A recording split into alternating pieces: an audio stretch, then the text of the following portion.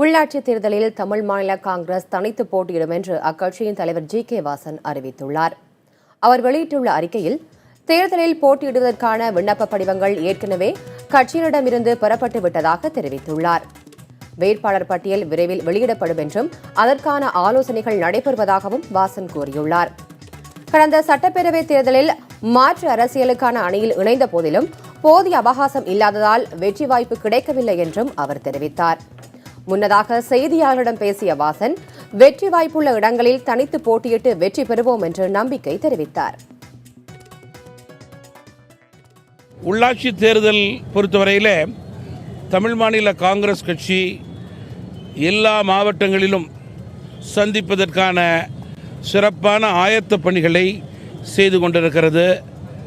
வேட்பாளர்கள் குறித்து மாவட்ட அளவிலே ஆலோசனை நடந்து கொண்டிருக்கிறது.